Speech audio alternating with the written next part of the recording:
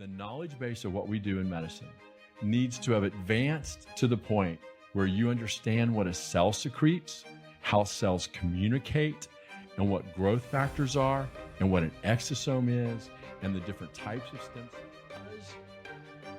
The medical industry as a whole, and in particular, I think Big Pharma, realized very early on that cell therapy was the way the human body works, and they had to get ahead of the narrative before the science of using your cells to help you heal got kind of out of control.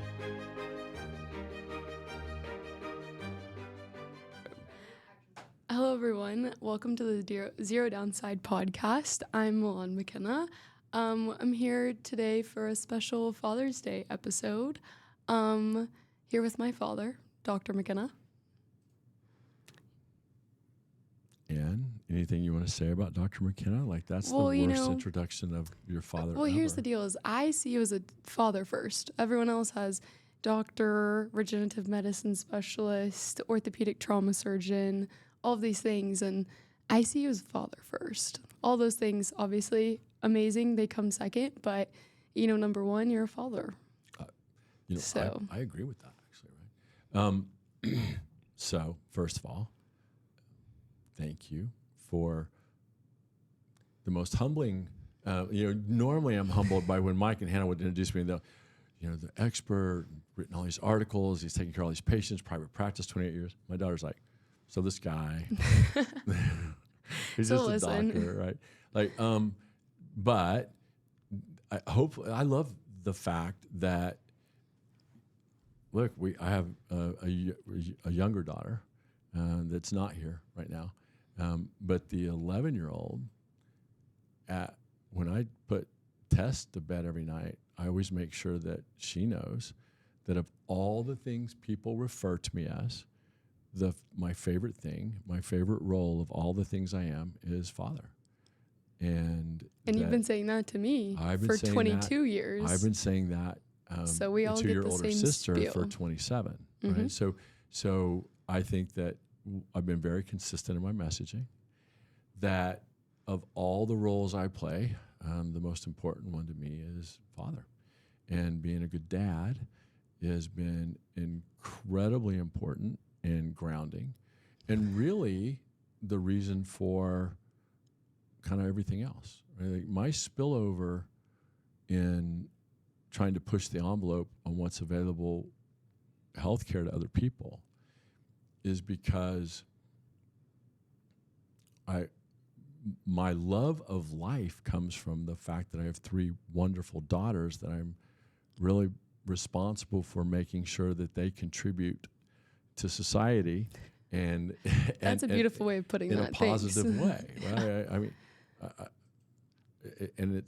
because it's only important to me because it's that important, right? Like, why is it so important to you that you're a father? Because it's the most important thing. Is, if you judge a man, I think one of the most important ways to judge a well-lived life is the progeny you left behind, and what did they do after you left. That word for us daughters of years is very important.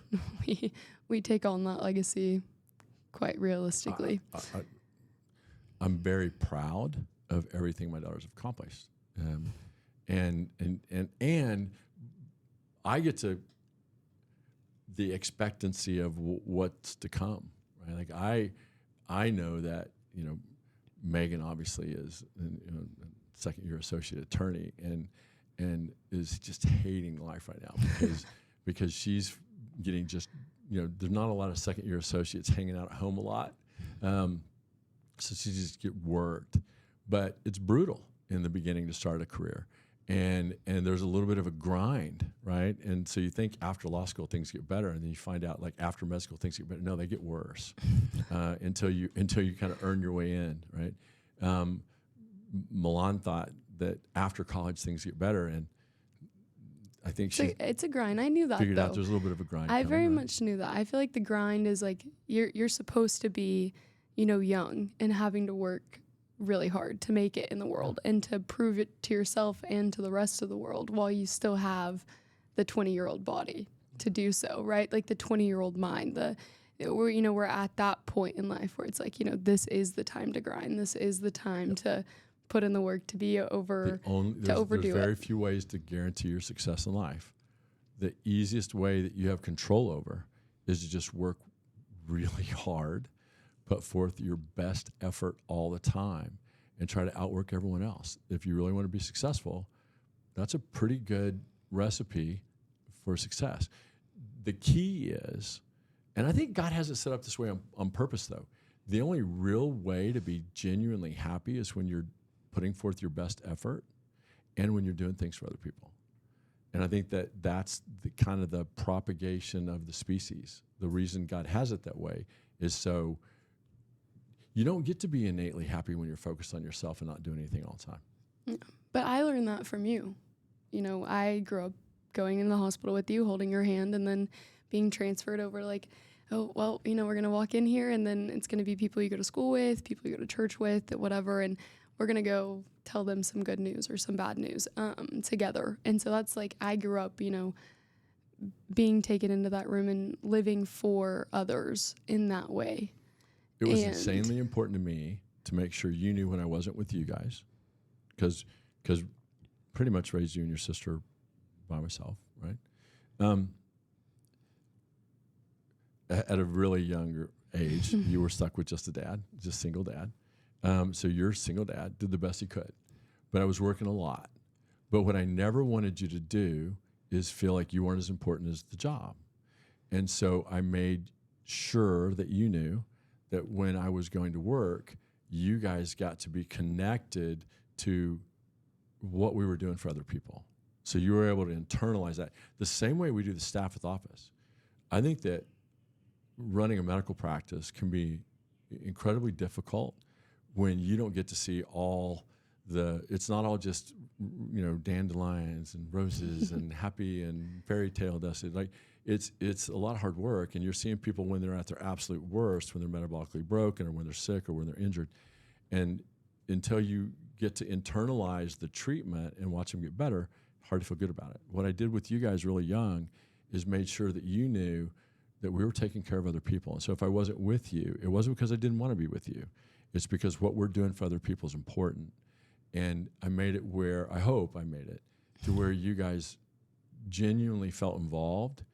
Like if your dad wasn't with you, it's because he was doing something. Well, and you not just, you didn't just like tell us about this. Like we genuinely were there. Yeah, we weren't too sat at a far lot away, of nurses' desks with crayons, which I loved, and a lot of surgery desks and a lot of physicians' lounges. and they always had really good snacks. Yeah. So like as a kid, like being at a nurse's station as a child is like the best thing ever because one of them always has candy. One of them Sheila always Boggs, has. God, Oh my Lord, gosh. like the kind of the founder of Wise County upper level health. I think one of the nurses that was most instrumental in even keeping me at the same little hospital that I finished my trauma fellowship to go to work at was a nurse called Sheila Boggs. It's because she knew everyone, was intimately involved at levels that most people would never have known.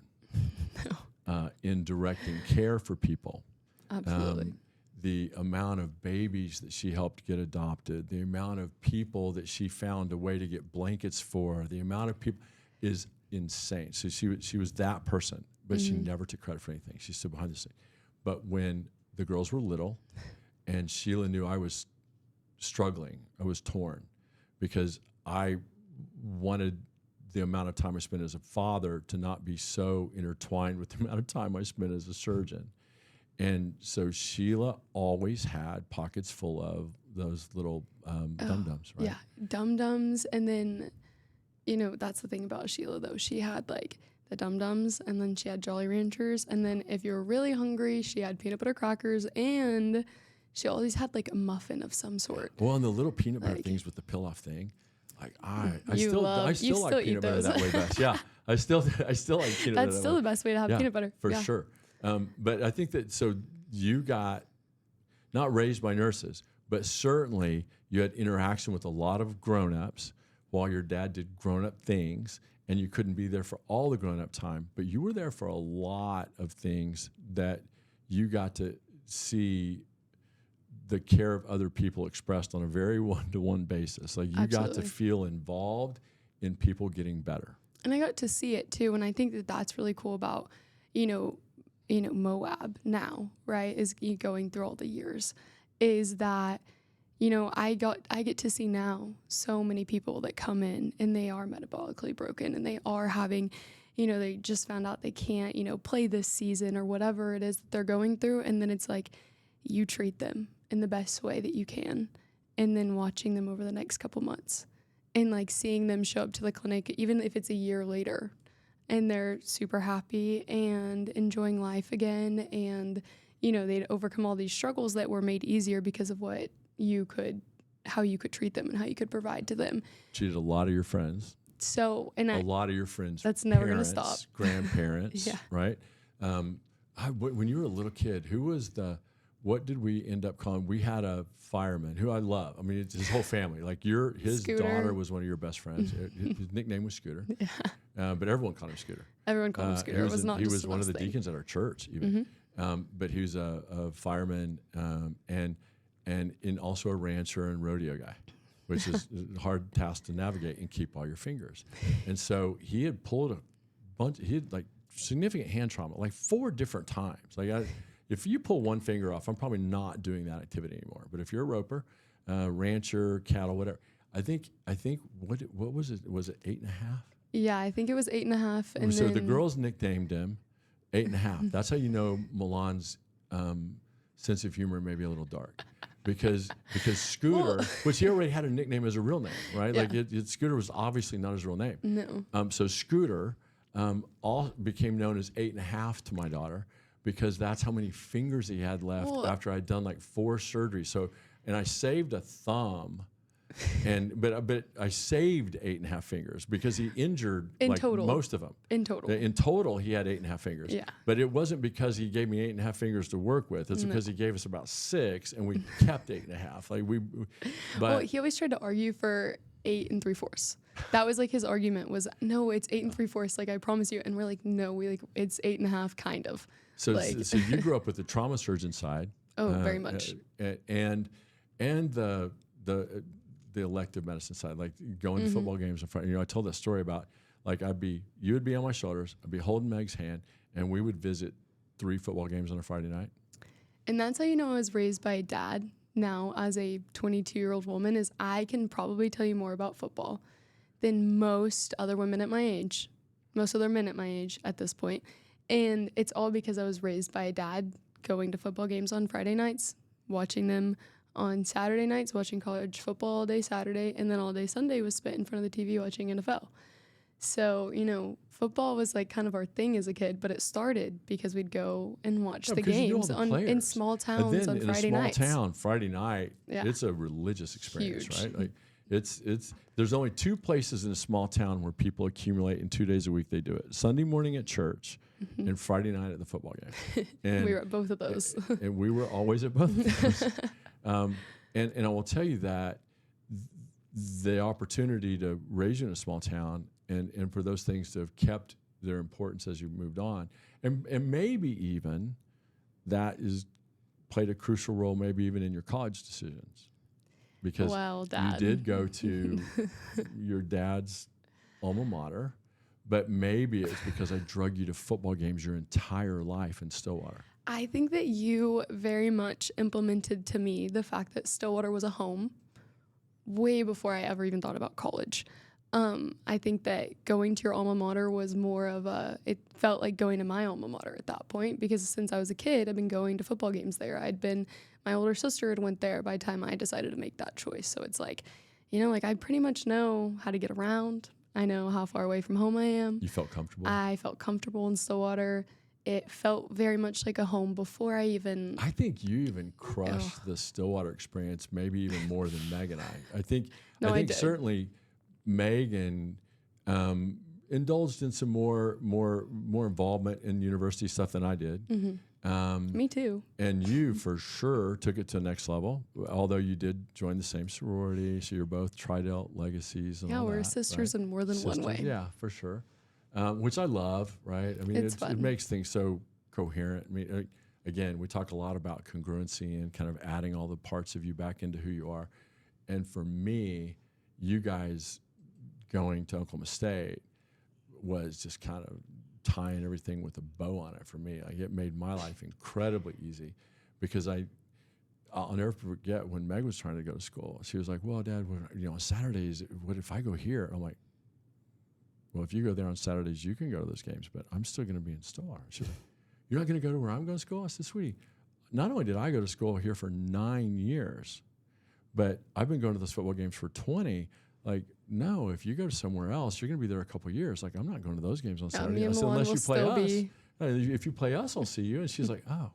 And that was the first time it hit her that, wow, it's not about just going to a game on Saturday. It's about Oklahoma State. It's about Stillwater. It's about that sense of community. That's where we feel comfortable, right? Absolutely. You picked that up pretty quick because you had it hammered home a little longer, and because you genuinely, Meg, the other people in our life look at football as a little bit more social event than you and I do. It's religion.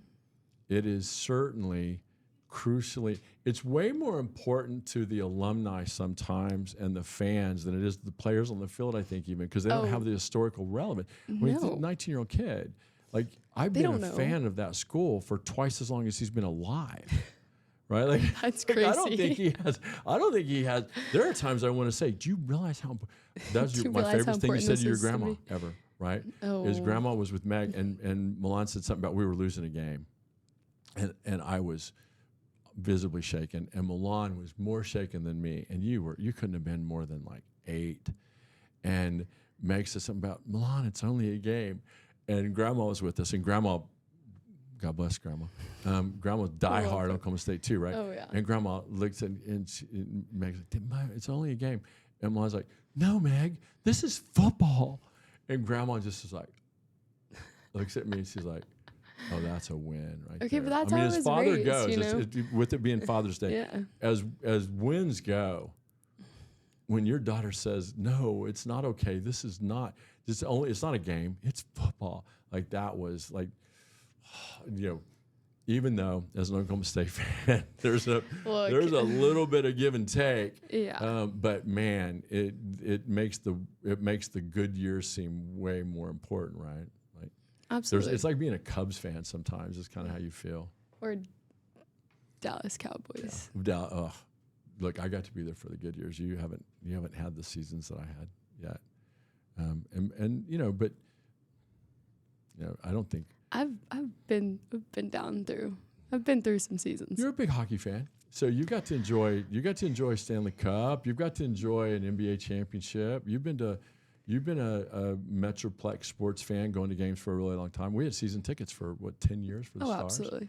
So you're when the Cowboys aren't having a great year, We switched to hockey. You've had a pretty good, nice transition to hockey. I go to whatever sport is like least likely going to break my heart when I don't have the capacity for it. Although this year was heartbreaking in hockey. Oh, this year hurt really bad actually. But like hockey is my I'm going to do that in between football season when we're not doing so good in the playoffs. So again, that's a sign of being raised by a father. Yeah. Right. You even have multi-seasonal sport access. But me and you are a lot alike, not only because he raised me, but also medically. Oh, we've okay. gone through. I forgot. We're on medical. We've gone zero downside. We're on a podcast. I forgot. We got to tie this up with some medical things, right? Some medicine. So this is a patient interview, but with one of my more favorite patients.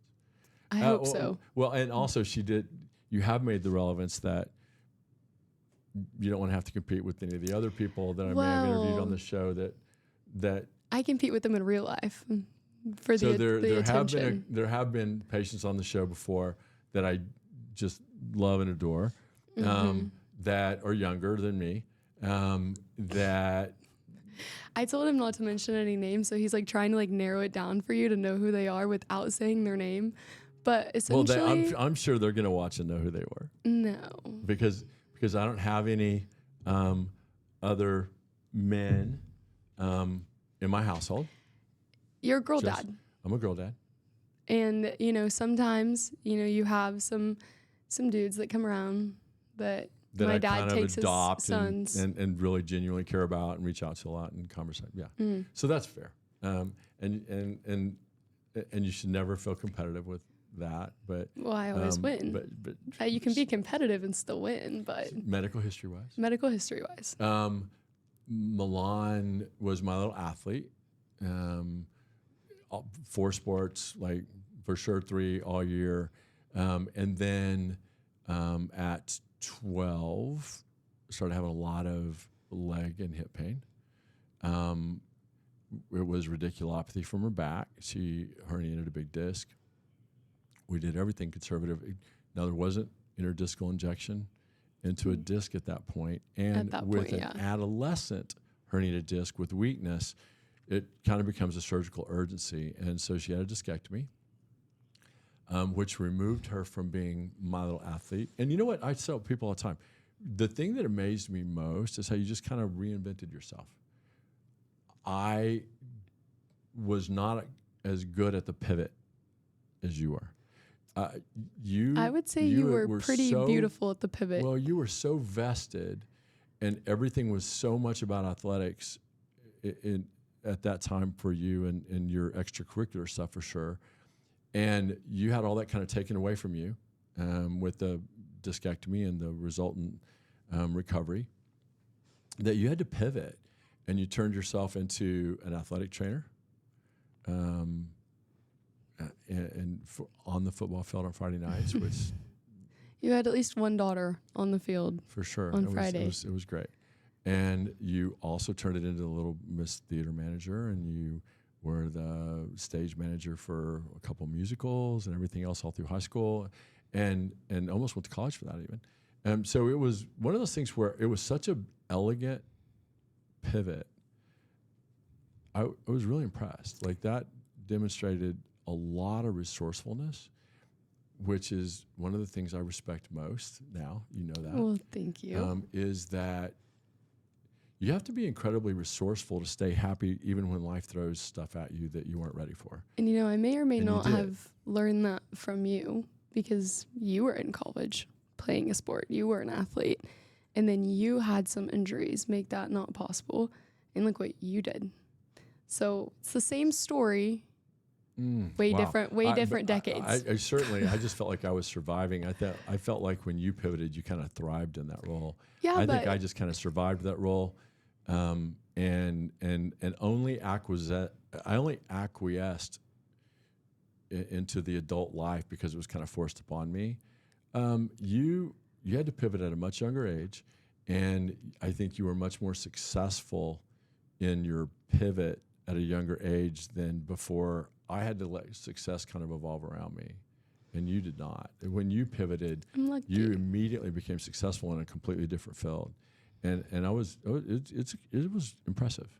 I think that now, but what happened with that is you did good, because all adolescent discectomies, when you have weakness, it's kind of a surgical problem, and you did really well for about 5 years.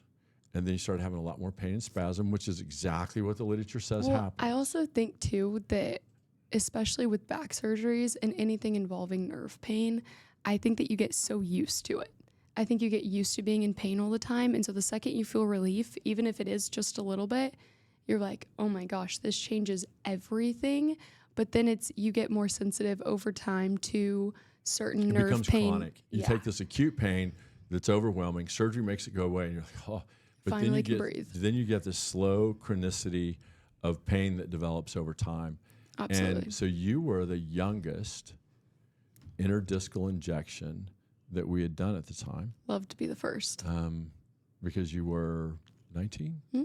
But 5 years out from a discectomy, or 6, from a discectomy, and now starting to have more chronic back pain, which is what happened. You go from leg and hip pain, surgery helps relieve that, but now you're stuck with a bad disc. And over time, you develop a lot of back pain and spasm. After interdiscal injection, it at least gives you a leg up on trying to avoid the deterioration of the disc above and below. And because of that, you now still only had one back surgery. You have had some injections, but no more open discectomies, no fusions, right? And the literature is against that. Injections are a lot better then full The back injection surgeries. would suggest that you would have already had a fusion, and you Absolutely. have not. And I think that looking at films, you're probably at zero risk for a fusion at that level. You might need some more treatment someday, but right now you're crushing it. Right? Like I think that it'd be hard to look at you and not think that you're probably healthier now than you've been at any point Absolutely. since you were that age, right? Oh, absolutely. And I think that we talked about our journey. One of the reasons that I even got motivated to fix me was because I felt like I was dragging you down, or my daughters down with me a little bit, because I cared so little about my physical condition at the time. I was just trying to put my finger in the hole of all the leaks, that it was hard to kind of right the ship, because I, from an energy perspective, felt kind of spent. I was trying to raise 3 daughters. I was trying to run a medical practice. I was trying to develop some science outside of a medical practice that mainstream medicine fights against. And so, between FDA and other clinics and Western healthcare, hospital-based care that really may not care much about the clinician, your cog in the wheel. Yeah. I think that there was a lot of battles, and so it was my carving time out for you guys. We just did as good as we could, but I think it allowed me to just kind of not stay healthy. I think that we had very much different priorities at that time too, because you always use the poking holes in the boat, and sometimes you got to take the boat out of the water to fix it. Sometimes you gotta really do the major work, and I think that as a family, you certainly led the way for us doing that. I watched you go down that same path early and thought, no, like this, I'm not gonna let this happen, right?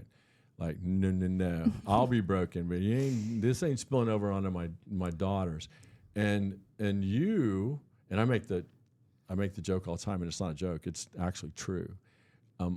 I don't deserve to have gotten kind of better, because I just kind of injected peptides along the way.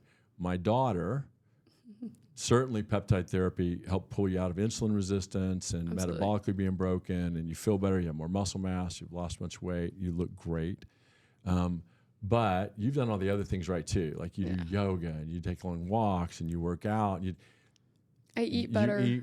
Oh yeah, my gosh. You eat correctly. I still... we still struggle. I try. Sometimes I'll bring him. It's funny. I'll go to the office, and I know he'll have a busy day, and I know he forgot to eat breakfast or something, and I'll bring him a smoothie bowl. But to have the smoothie bowl, we got to do a ginger shot together. And normally I try to ask him. Because I pretty much live during the day on coffee. Oh yeah. I intermittent fast, so it makes it look like it's intentional. Oh yeah. I intermittent fast all day and eat 1 meal a day. But I think intermittent fasting is important. I think so as well. Right? There's a lot of things like that our healthcare journey, like Milan has been really way more disciplined at deserving to be healthy than I am. But you had a lot of things you could have hung it up on too. I mean, I had 5 back surgeries between 2002, 2005, gained 70 pounds, and was working all the time and raising daughters. And so I just kind of did the best I could, but it certainly represented itself in someone that was kind of failed metabolically. I think that you have worked much harder, but you've done really well. Like, I think the only orthopedic thing I've ever had to treat was you still have, an operated on disc from when you were 12, but you've done really well. I'm trying to think. I think maybe some, falls. Yeah, but that have happened you've wrapped up the ankle. Tess will tell you. I do have my youngest daughter will tell you she had a clavicle fracture. And that is the best. She will bring up. She's the only one of my kids that's actually had a fracture. Mm-hmm. Meg had some back issues. Meg had some inflammatory stuff for sure. But I don't think she's had a broken bone or major surgery. No. But I will say, like, the biggest thing in our family that's changed with all of the, amazing peptide therapies and all this stuff that we're doing is, as a family, we kind of all looked back at the past and we're like, whoa, we were really broken.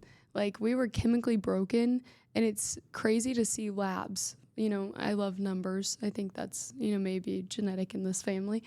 I love to look at numbers and seeing my At least you got labs. something I got something good, right? from it. I love numbers, but looking back, you see my labs, and it was very much not great. Like No. everything was, You were insulin nothing was resistant. working. Fasting blood sugar was not 85. No. And now I got my labs done a couple weeks ago before I graduated college.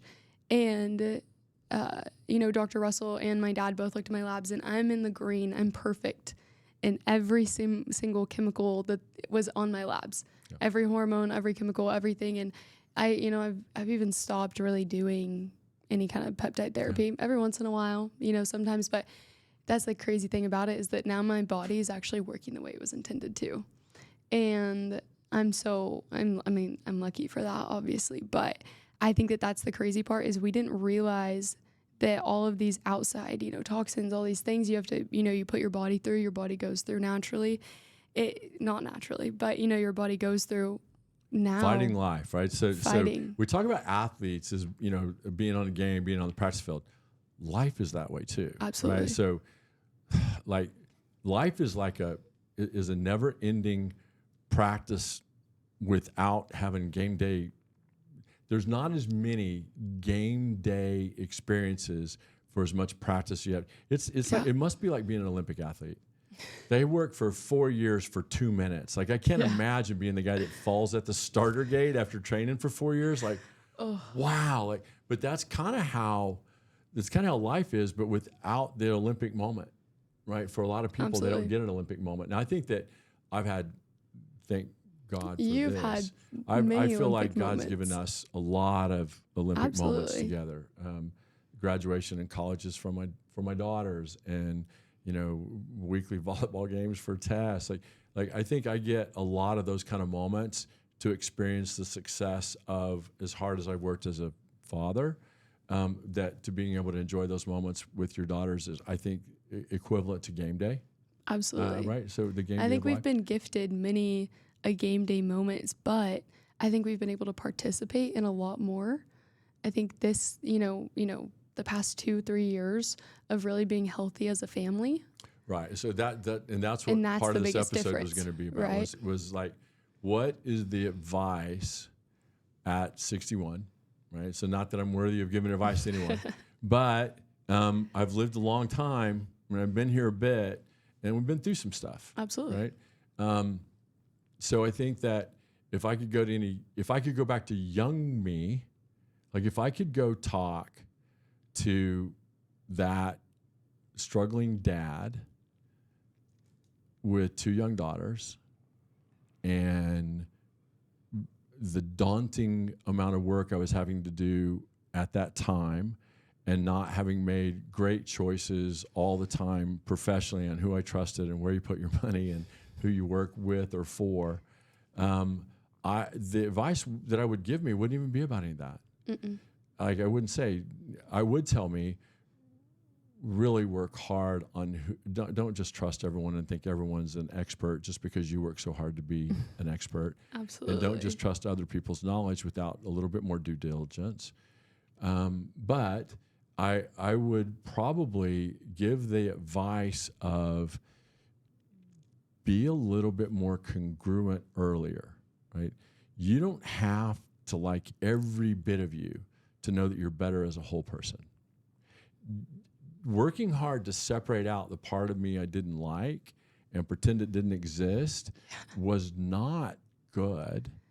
It made it really hard to be happy all the time and feel like you're presenting a congruent message, because things in your mind that don't agree with some of the way, like, it's really hard to be at peace and happy if you're not whole.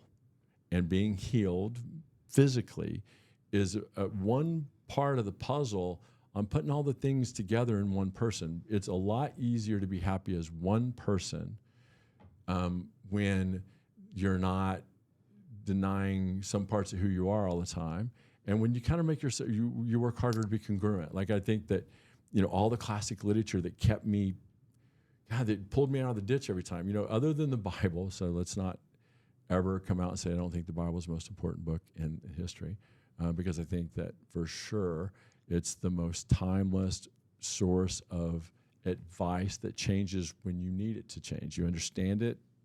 There are certain verses you can read that mean a lot more to you at certain times in your life, and you have a totally different opinion on what it was trying to tell you. And I think that there's very few books that do that.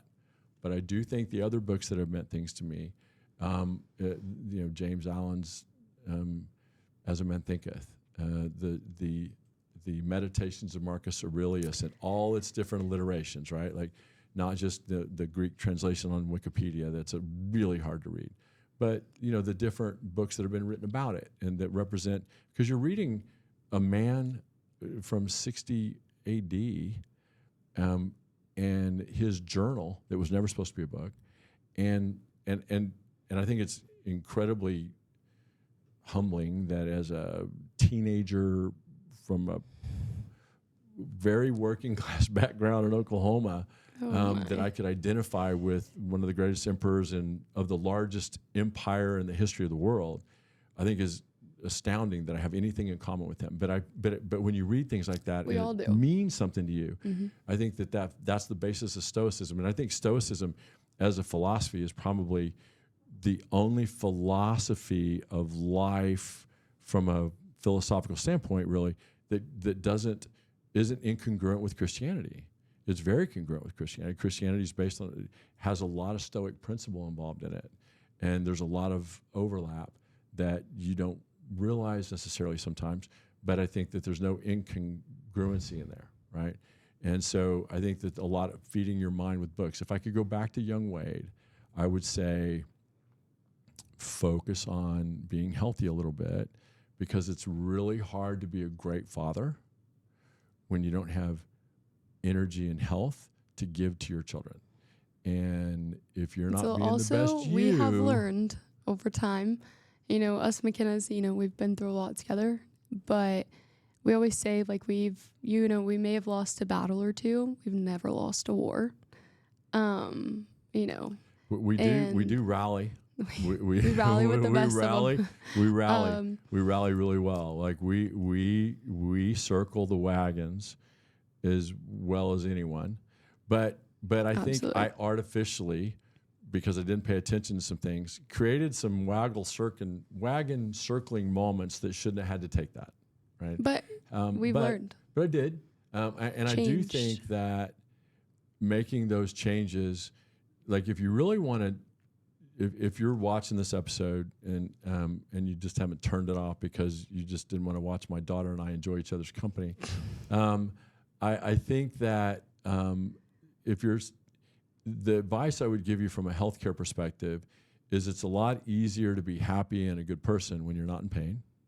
That's been crucial. Absolutely. I think it's a lot easier to be a good father when you have energy, when you're not overweight, when you're not metabolically broken, and when you have a little bit of muscle mass. And it's a lot easier to be a daughter when you're not dealing with a lot of those things as well. It's a lot easier to be a person when you're not dealing with a lot of that. I think productivity is the only way to really be happy. That's a very Tony Robbins statement too, right? Is that the most important part of happiness is progress. And so if you're making progress towards a goal, no matter how big or small, it's about progress and feeling like you move the football forward. I think that's productivity. If you want to be productive, you need to feel good, and you need to be healthy, and you need to be focused on a lot of the right things. And I think that nutrition, I think that the biologics, I think peptides, I think the IV nutrition. You're a big fan of IV vitamin C. And I have been since I figured out I could get out of school for it when I was in high school. I'll call myself One of my out. favorite Brian Elliott moments is every time he came in, it seemed like every time Milan was ever in my clinic or out of school for any reason, Brian showed up. And Brian would be like, call me out. "Aren't you supposed to be in school?" And Milan would be like, I'm coughing. So for me, But I learned though, like right before you have a really stressful week where you're going to, be busy all the time and, you're not going to have like a lot of time for, yourself and your own health. I used to go in and get some IV help, some extra, IV that would, hydrate me, give me some more energy, give me that immune boost. Especially when everyone else around you is sick, because school, literally everyone in school would be sick. cesspools. You're one of the generations that didn't have a graduation. No, Didn't no have a graduation prom. for me. We Didn't I have had your a all junior sports banquet. prom. Didn't have a prom. Didn't have a graduation. Didn't have No, like but I all did those have things a were taken from 6-month-long you. summer. Yeah, but all those things were taken from you, Yeah, absolutely. and by a narrative that we were able to pretty much completely navigate the water through pretty easily. That so should the rest of the world been able to navigate through. I will easily. say, it was really interesting. Whenever they were, talking during that time, everyone was like, "Oh, I'm not letting my kids go over to someone with a healthcare provider with the father or whatever." And none of my friends' parents ever worried about that. They always came over to my house, and my dad We didn't goes wear in and out of the masks. hospital. No, We didn't social distance. We didn't because at we our had a house, good immune system. Well, and by the way, we made use of everything that Western medicine had available that could have really helped you outside of medical devices that have been shown to not work, and the alternative care. Like we stayed on D3. We took vitamin C. I will say, We did IV nutrition. the craziest we took thing, ivermectin. Like, I feel like, and especially living away from home the last 4 years, right? My friends now all have vitamin. They're all on vitamins. They're all on D3. They all take zinc. They all everyone take takes zinc and they all zinc take during the day, D3 vitamin every C morning, every and single day. magnesium at night. Yes, they all take magnesium before they go to bed. That is like, I was talking to my friend Katie the other day, and I'm not kidding you when I say like we were going through our vitamin regimens together, and she's like, before I met you, I never took a single vitamin. She's like, I think the last time I took a vitamin consistently was when I was a kid, and it was Flintstone. Yeah, it was a Got me Flintstone, right? And she's like, It was that was candy. yeah. Right. I loved those. And she's like, that's like the last time I think that I really took vitamins consistently until me and you became good friends. Oral supplements, like the Western medicine narrative against it just makes no sense to me, because if you say that taking a supplement is important, you're saying that what you're putting in your body doesn't matter. And the same people that say you don't take a supplement tell you that that's your fault you're fat, because it's about the amount of calories you take in, it's about the amount of exercise you do, like and it's but they encourage processed foods. The food chart It's is really hard to incredibly politically find- manipulated, and everything has a lot of sugar in it. It's really hard to find healthy anything. Like, you can try everything out there. You can do whatever you want. You're going to not have enough D3 during viral stuff. Yeah. You're going to not be able to have enough zinc unless you eat a lot of nuts.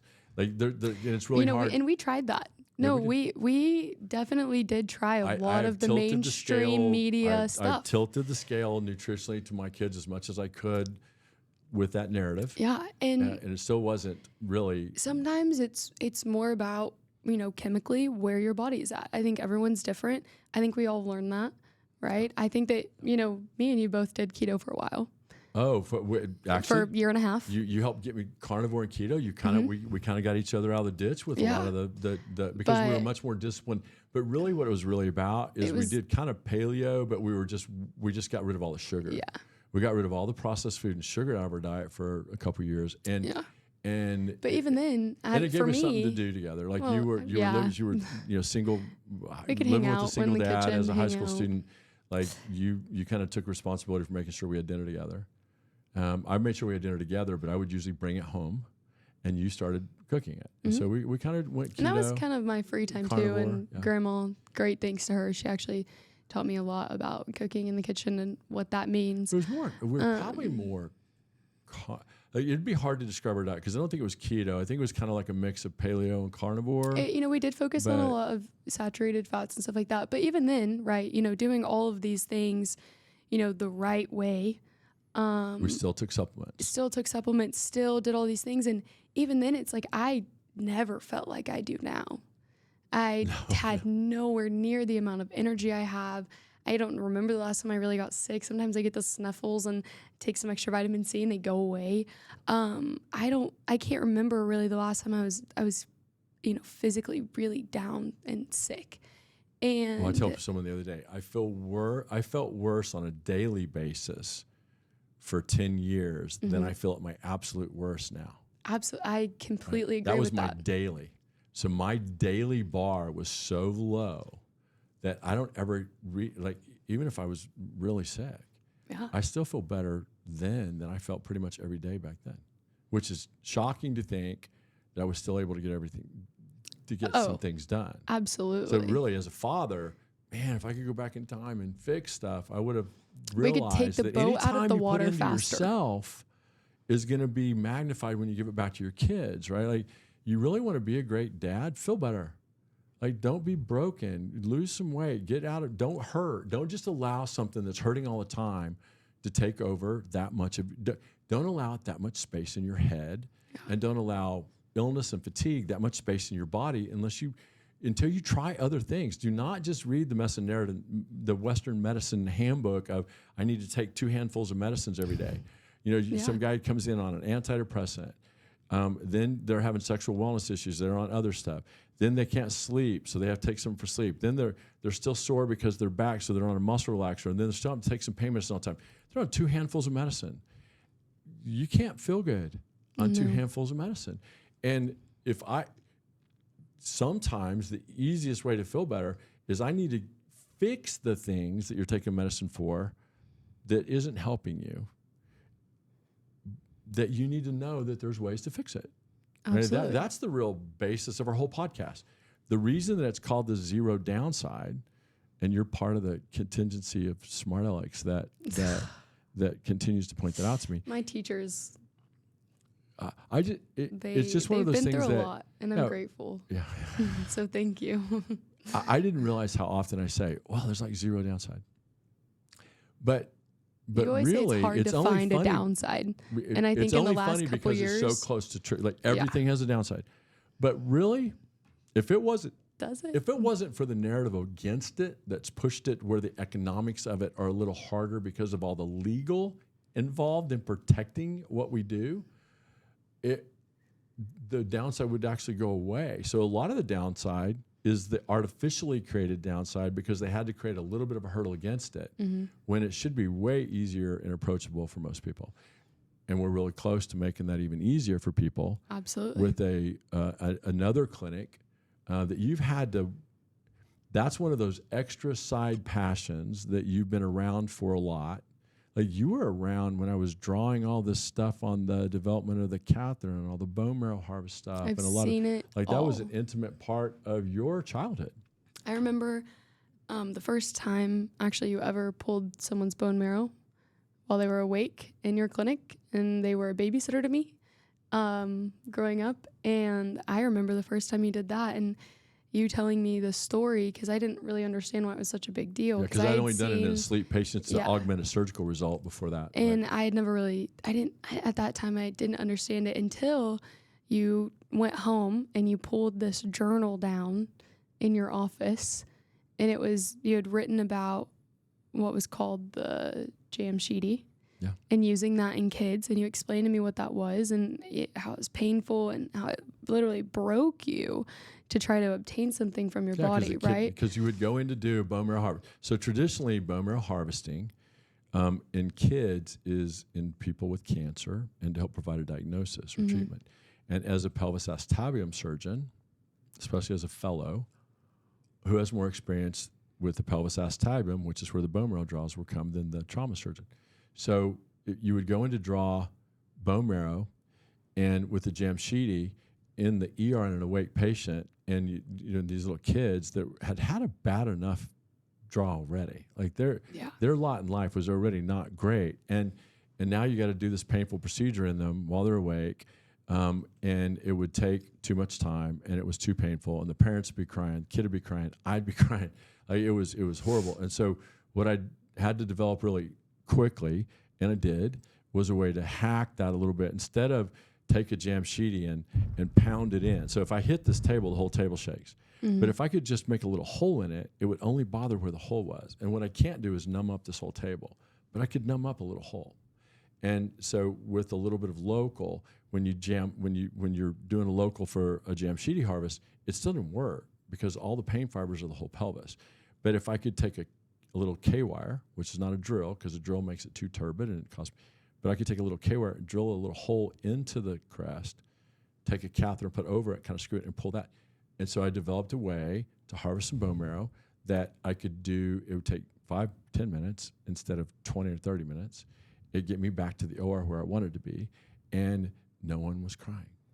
And it made now that technology turned into a way that when all of a sudden there was a way that, oh my gosh, the bone marrow isn't just like there's something really special in those cells.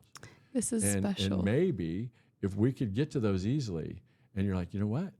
I helped develop a way to get to those easily a long time These were ago. what I like to call the mad scientist years. Yeah.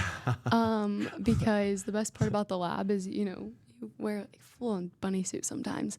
Yep. And so his hair was a, always very Albert Einstein-esque. So these years, you have the mad scientist years. where because no one was around to cut my hair in the middle of the night. That was, I would literally wait till I would get like one haircut a year. Right. Oh, yeah. And so I would go from extremely short to mad scientist, and you lived all that. But you got to see. We've got pictures through all of it. Yeah, but you got to see a lot of things. I got to see a lot of really cool things, and that's why, bringing up that process was, it's very much of, okay, I got to see, what the solutions being made to a problem.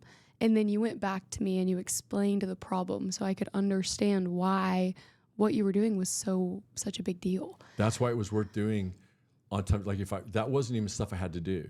That was the extra part of the work that I didn't ever want you guys to feel like I was taking time away from you for. Absolutely. I didn't want to sacrifice time as a father, but I had to do some of those things. So the only way to do that was to keep you guys involved in it. And honestly, the one thing as a father that I wish I knew younger, that I know now with Tess, obviously, is that she doesn't really care what we do when we're together. Oh, no. I didn't have to be. She would much rather sit on the couch and hang out with us. Yeah. And if I'll just pay attention to her and watch her. Oh, yeah. Just hang out. And read or play with some. Which makes me the best sister ever. I didn't have to always, I worked hard to create memorable events in you guys' life all the time. But we have a lot of those. But Tess doesn't need that. She just wants to hang out. Even if it's while I'm in the clinic and she has her own little area at the desk, just the way you guys did. You had a separate desk. I mean, I felt terrible while you guys were doing it. I really enjoy having Tess up there. I always felt like I was not being a good dad with you guys when I did it, but now I know that was not the case. It made us into who we are. It's been formative, right? And for me, it helped me grow up too, right? Anyway, I hope that what our Father's Day episode has done is let men know, because there's not a lot of male support models out there. But I do hope, and I think it's actually, isn't it Male Mental Health Month?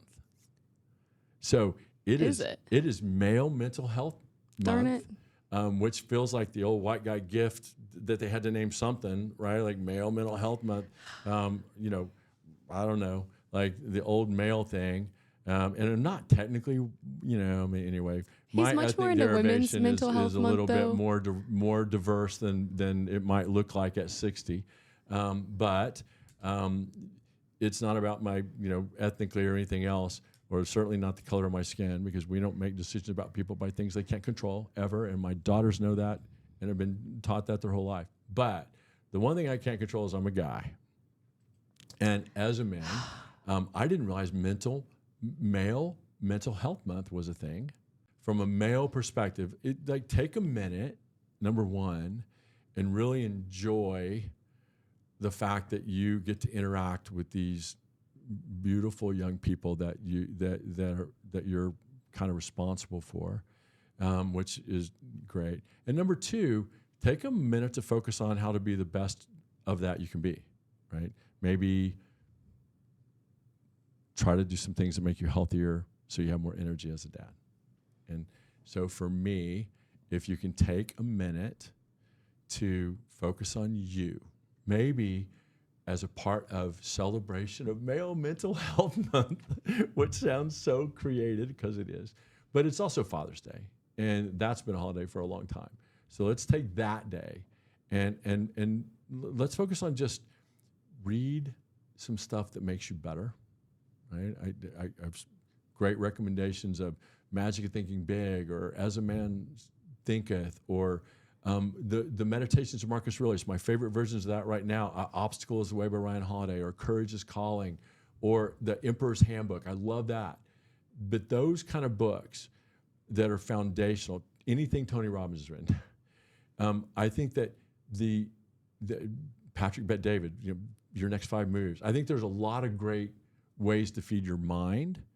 There's a lot of great ways to feed your body. Like, get away from processed food and sugar. Maybe do a little bit of IV therapy to kind of come back. Think about peptides if you're a little metabolically broken and getting a little bit hard to stay at the same weight you were when you were younger. If the stress of fatherhood has had a little bit of wear on you, you're raising daughters especially, because a daughter will pull your heart out and show it to you. Sometimes it's necessary. It makes you who you are. If all that's where you're at, I hope that from this one episode that maybe you get the fact that, number one, you're doing great. And you know what? I think that the most important thing to being happy is just realizing that at the end of the day, you did the best you could. That's really important. But just make sure you put the effort and time into the things you think are most important. That's the way to be happy. Being a father is one of the most important things. Put some effort and time into it. If you did, then you get to take a little bit of credit for how your kids turn out. And that's bonus. That's like extra value, right?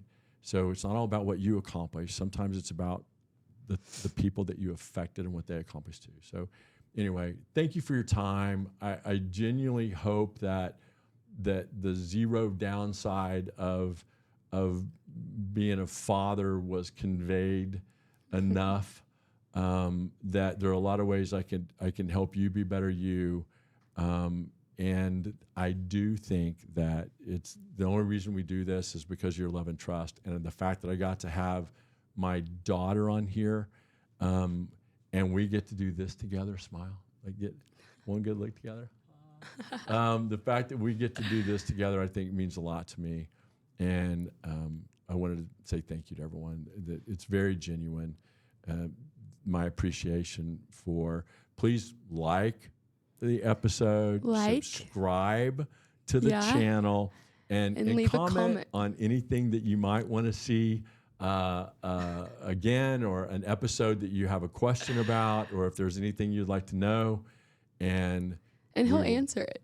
We will do our best to address that. Yeah, he'll go through once a week and answer all the questions. So thank you. And happy Father's Day. So thank you, Dad. Happy Father's Day. And thank you to all the other dads out there. I think moms are celebrated in life in general, but they did have a Mom's Day. This is Dad's Day. And so honestly, it's like you're doing the best you can. The only way to be successful and what you need to tell your kids, the harder you work, the happier you get to be about it. So. And we are one happy family. So thank you for watching, everyone. Thank you.